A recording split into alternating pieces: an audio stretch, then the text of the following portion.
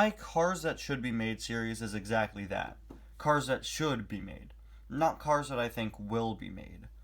Of course, several cars that I've mentioned in that series have since been released, but those are all cars that everybody saw coming, like the Next Gens or Fair Game, several other cars like that that we all expected to be released someday. But then there are some cars in that series, in fact a lot of cars in that series, that I just personally wanted. Again, it's cars that should be made, not cars that will be made. And most of the cars, when I was making those episodes, I expected never to be released. And one of those cars is this guy. Cupcake Lightning McQueen, a car so obscure I did not expect to ever see him in diecast form. This guy kind of stayed as a hope, a car that I thought should be made, not one that I thought would be made. And now here he is, and I'm genuinely shocked that he was released so soon after the release of Cars 3. Now you're probably wondering right now, Ty, what are you talking about? It's been almost 3 years since Cars 3 came out, which, yes, that's true, but I expected a variant of McQueen this obscure to not make it onto shelves, to not be released for another good few years just because of how obscure he is. But Mattel has really been surprising me as of late with how unique and obscure some of their releases are, like Steve Herschel and Kiel Motoray. Despite only seeing the backs of them in Cars 3 for a good, 2 seconds, they got diecast releases 2 years after the movie came out. I really expected cars this obscure to come out maybe 4 or 5 years after the movie. But they're already out, and I'm so excited to have obscure variants like these. Anyway, guys, welcome back to yet another review. Today, we're going to be taking a look at Cupcake Lightning McQueen from the 2020 Funny Flashback series, a car that is so detailed. He even has that little bit of icing on the ground next to him. This is a car I'm very excited to open up because he's a very unique diecast. All thanks to the Funny Flashback series, providing us with very obscure variants and some really great re-releases, but we'll get to that guy tomorrow. On the back, you can see relive some of your favorite silly moments from the world of cars with these wacky racers. Very nice to see a series covering more than one movie, and a very unique series at that. Of course, so far we've got Kurt with bug teeth, Cupcake McQueen, McQueen with sign was recently released in this series, and Wasabi Mouth Mater. I think it's definitely really cool to get a series covering all three movies. Before this, we only really had the Scavenger Hunt and Silver Collection series doing that. So it's very nice to get a more unique series that isn't just here are all the cars with silver or metallic. These guys, I think each individual release in this series is just so unique and so different.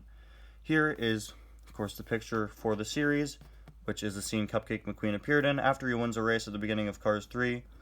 I think it was Bobby Swift's pitties spray whipped cream and confetti on him and say, "Congratulations, Cupcake," which is also where the name comes from. So here's this guy out of the package, looking, again, unique as ever. Look at that. That is such a cool release. Let's see, is this removable? It is! Hey, look at that!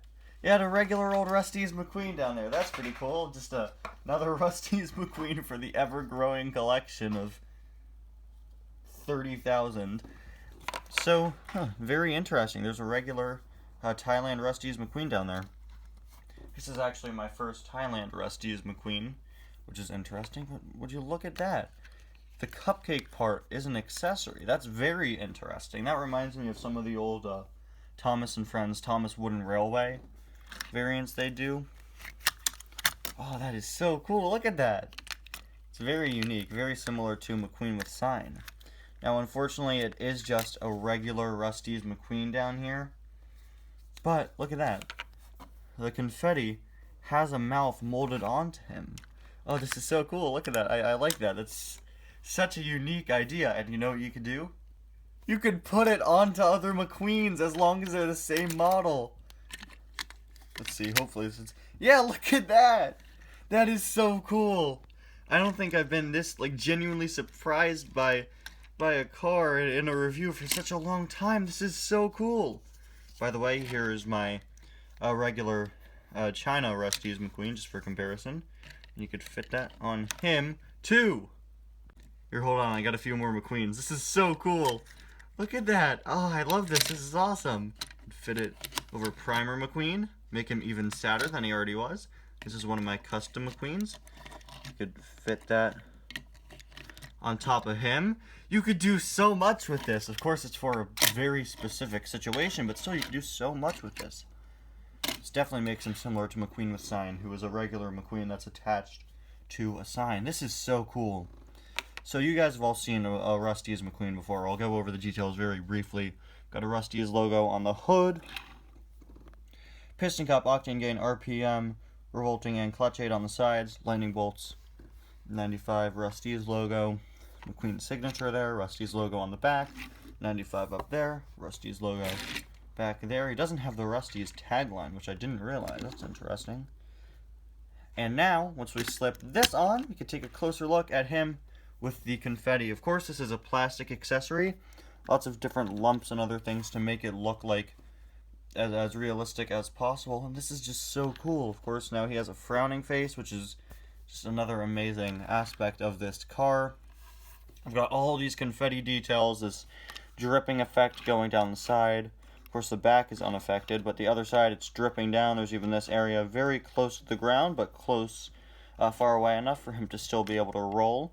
He's got all this icing or whipped cream or whatever you want to say it is all over him with the confetti. It fits perfectly. There is the base.